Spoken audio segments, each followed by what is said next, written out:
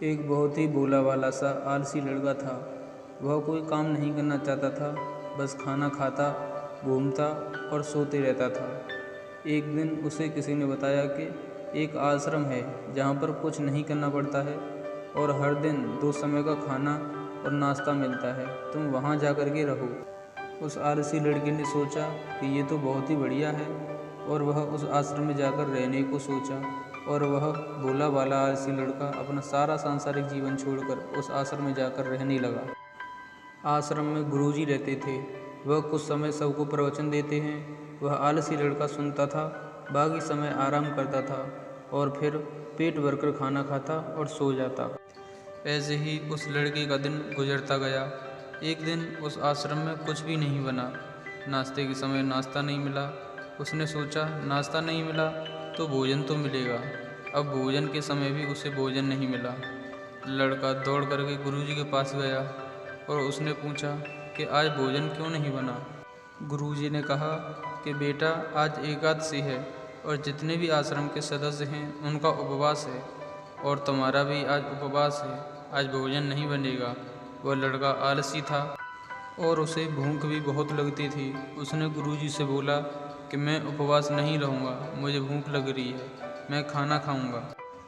गुरुजी ने बोला ठीक है, जाओ भंडारे में से सामान लेकर के आओ और आश्रम में नहीं, बाहर ले जा कर के बना लो। लेकिन याद रखना, भोजन बनाने के बाद सबसे पहला भोग भगवान को लगाना और फिर तुम प्रसाद पाना। वह लड़का बोला ठीक है और फिर अनाज लेकर के नदी की ओर पहुंच गया। भोजन पकाने लगा, तैयार हुआ। उसके बाद कहने लगा कि भगवान श्री राम आइए, पधारिए, भोग लगाइए। अब जब उसे लगा कि भगवान तो आ ही नहीं रहे हैं तो फिर कहने लगा कि मुझे मालूम है आपको तो अच्छा खाने की आदत है, मैं बना नहीं पाया और मुझे अच्छा भोजन बनाना भी नहीं आता है, लेकिन जो भी रूखा सूखा बना है आकर खा लीजिए। भगवान श्री राम उसकी सरलता पर बहुत ही प्रसन्न हुए और उस लड़के को दर्शन दे दिए। उसने देखा कि भगवान श्री राम आए हुए हैं और उनके साथ में माता सीता भी आई हुई हैं। लेकिन लड़के ने तो सिर्फ 2 लोगों के लिए ही भोजन बनाया था, एक अपने लिए और दूसरा भगवान के लिए। और अब क्योंकि भगवान के साथ माता सीता भी आई हुई थी तो उसने उस भोजन को माता सीता और भगवान के सामने ग्रहण करने के लिए रख दिया। भगवान श्री राम और माता सीता ने भोजन किया और उसके बाद जब वह जाने लगे तो यह भोला सा आलसी लड़का बोला कि प्रभु आप आए, दर्शन दिए, बहुत अच्छा लगा। मुझे खाने को कुछ नहीं मिला, लेकिन कोई बात नहीं। लेकिन आपसे एक विनती है कि अगली बार आप जब आएंगे तो कितने लोग आएंगे ये बता दीजिए, ताकि मैं उतने लोगों के लिए भोजन बनाकर रख सकूं। भगवान श्री राम मन ही मन मुस्कुराए और फिर अंतर्ध्यान हो गए। लड़का आश्रम गया, दिन बीतते गए और फिर एकादशी का दिन आया और इस बार उसने 3-4 लोगों के लिए अनाज लेकर के खाना बनाने के लिए नदी के किनारे पहुंच गया और उसने बड़ी प्रसन्नता से भोजन बनाया और इंतज़ार करने लगा कि प्रभु आइए और भोग लगाइए। इस बार लड़का देखता है कि भगवान श्री राम पूरा राम दरबार लेकर के आए हैं, जैसे माता सीता, लक्ष्मण, भरत, हनुमान जी और सभी लोग आए हैं। लड़के ने 3-4 लोगों का भोजन बनाया था और इस बार भी भोजन कम पड़ गया। लड़के ने निराश होकर भोजन को प्रभु के आगे रख दिया। उन्होंने भोजन किया और फिर चले गए और इस बार भी लड़का फिर से भूखा रह गया।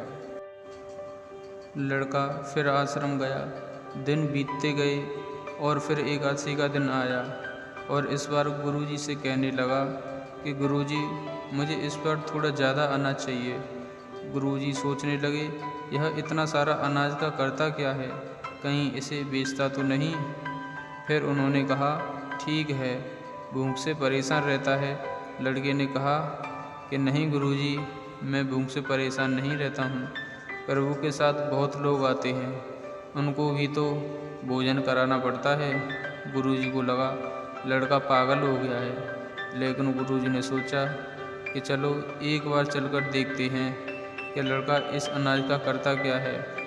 वह भोला सा लड़का अनाज लेकर नदी के किनारे पहुंच जाता है और इस बार भोजन बनाया नहीं।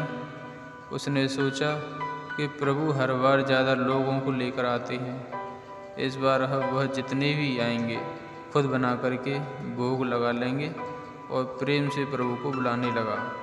गुरुजी ये सब छुपकर देख रहे थे कि भोजन तो बनाया नहीं और प्रभु को बुला रहा है। लेकिन लड़के ने देखा कि इस बार प्रभु के साथ बहुत से लोग आए हैं, तो उसने प्रभु के सामने हाथ जोड़ करके कहा कि प्रभु माफ़ करना, आप बहुत सारे लोग आते हो, मुझे संख्या पता नहीं होती और मेरी हिम्मत भी नहीं होती कि इतने सारे लोगों के लिए भोजन बनाऊं। आप स्वयं आइए, खाइए और भोग लगाइए।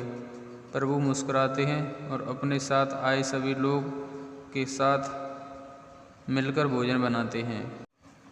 गुरुजी ये सब छुपकर देखते हैं और फिर लड़की के पास आकर के कहते हैं कि तुम ये क्या कर रहे हो। लड़का कहता है कि गुरुजी आपको दिख नहीं रहा है कि भगवान श्री राम पधार चुके हैं, माता सीता आई हुई हैं, हनुमान जी आए हैं और सभा के लोग सभी आए हैं, भोजन बन रहा है। गुरुजी ने बोला कि पागल हो गया है, मुझे तो कोई दिख नहीं रहा है। लड़का गुस्सा हो गया और बोला, प्रभु आप ये क्या कर रहे हो, एक तो मुझे भूखा रख रखा है और गुरुजी को दर्शन नहीं दे रहे हो, जो मुझे पागल समझ रहे हैं, कृपा करके गुरुजी को दिख जाओ। भगवान बोले, नहीं मैं इन्हें नहीं दिख सकता। लड़का बोला, क्यों नहीं दिख सकते, मेरे गुरुजी तो बहुत महान और बहुत बड़े ज्ञानी और ज्ञाता हैं। भगवान बोले, हाँ ज्ञानी और ज्ञाता होंगे, लेकिन तुम्हारी तरह सरल नहीं है। जो सरलता तुम में है वो गुरुजी में नहीं है। लड़के ने ये बात गुरुजी से कह दी कि भगवान श्री राम कह रहे हैं कि आप में सरलता नहीं है, आप मेरी तरह सरल नहीं हैं, इसलिए आपको नहीं दिख सकते। गुरुजी की आंखें नम हो गईं और रोने लगे और बोले, बिल्कुल सही कहा, मेरे अंदर तुम्हारे जितनी सरलता नहीं है। और फिर माफ़ी मांगने लगे। फिर भगवान ने गुरुजी को भी दर्शन दिए। ये कहानी हमें सिखाती है कि जीवन में सरलता सबसे आवश्यक है। जितने सरल बने रहेंगे उतना जीवन में आगे बढ़ते चलेंगे। जब आप सरल होते हैं तो आप खुद भी मुस्कुराते हैं और दूसरों को भी मुस्कुराने की वजह देते हैं। तो दोस्तों, अगर ये कहानी आपको पसंद आती है तो इस वीडियो को लाइक करें और अपने इस चैनल को सब्सक्राइब करें। धन्यवाद।